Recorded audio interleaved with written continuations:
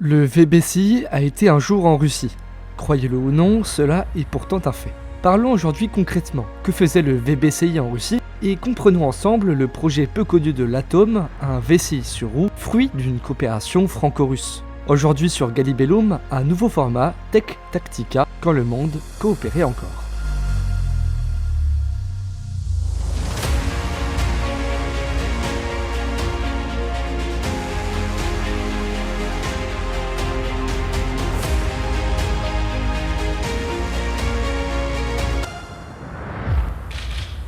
Je connais ma conviction que la Russie et l'Europe sont prêtes de travailler ensemble.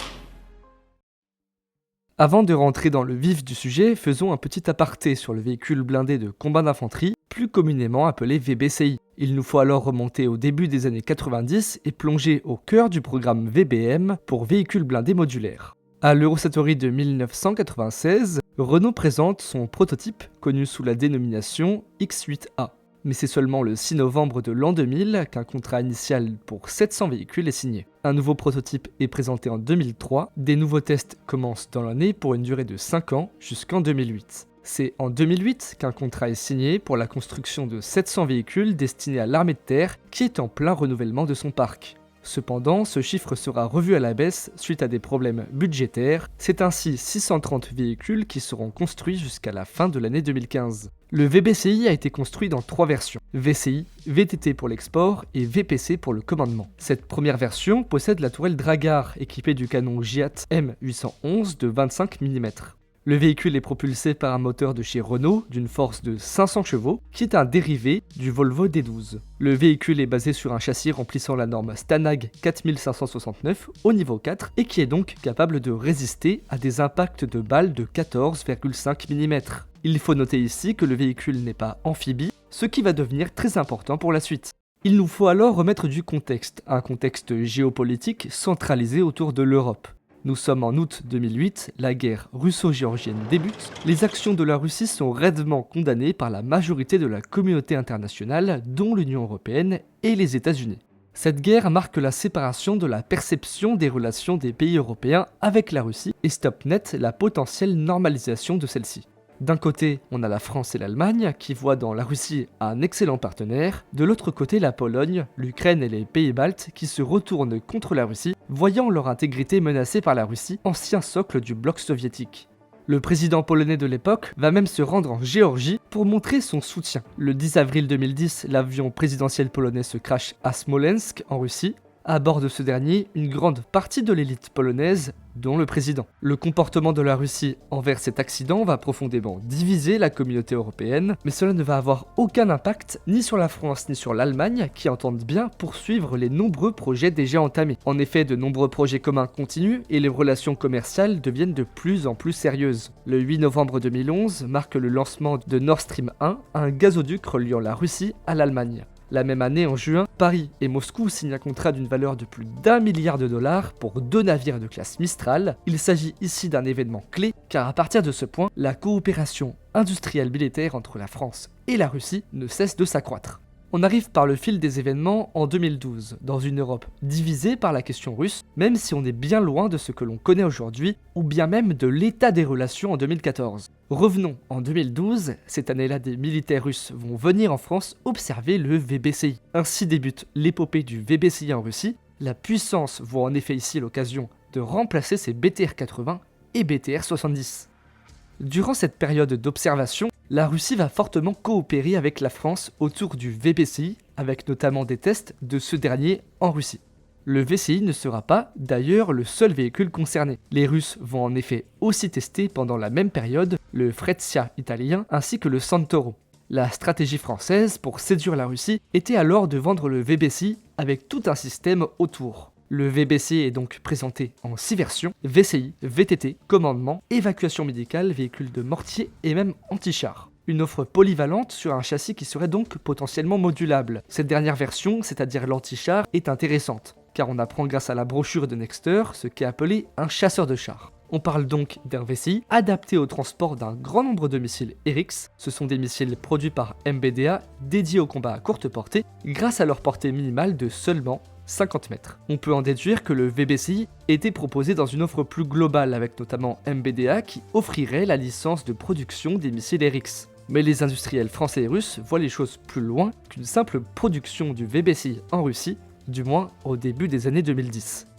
À la fin de l'année 2012, Renault Truck Defense, aujourd'hui Arcus, commence à discuter avec Uralvagonzavod pour produire des blindés en Russie. Il s'agit ici d'une coopération qui rentre parfaitement dans la logique de l'époque. La France est alors ouverte à toute coopération pour tout simplement renflouer ses caisses et maintenir son potentiel industriel. Et il ne s'agit pas d'une nouveauté, car Safran et Thales sont installés en Russie depuis plusieurs années.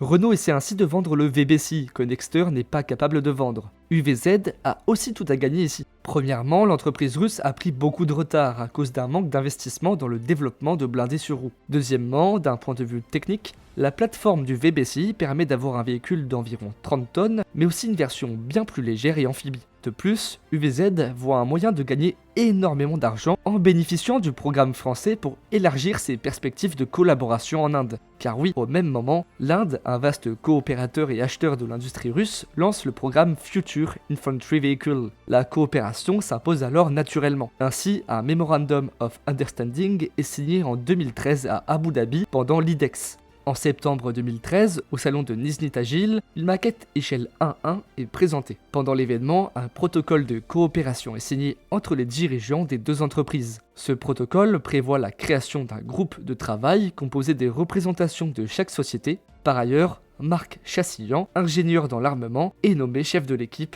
de Renault Truck Defense.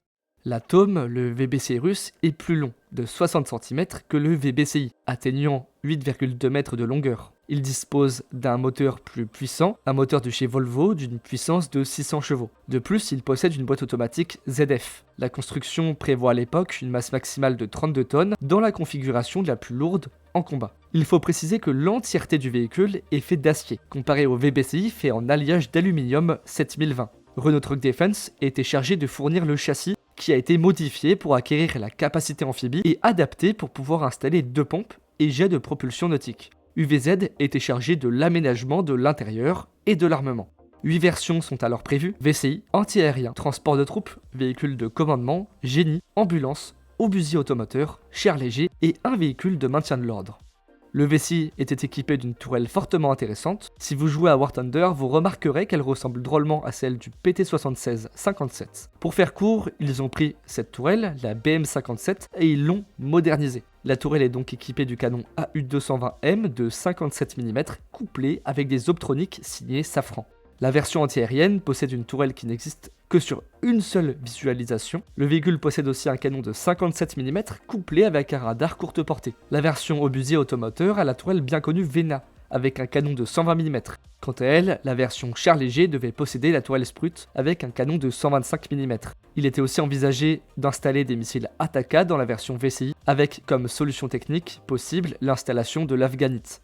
Marc Chassillan disait à l'époque que l'Atome devait pouvoir être transporté non seulement par IL-76, mais aussi par l'Antonov 124 et la 400M. La mention de la 400M suggère qu'Airbus prenait aussi part aux négociations avec la Russie et l'Inde.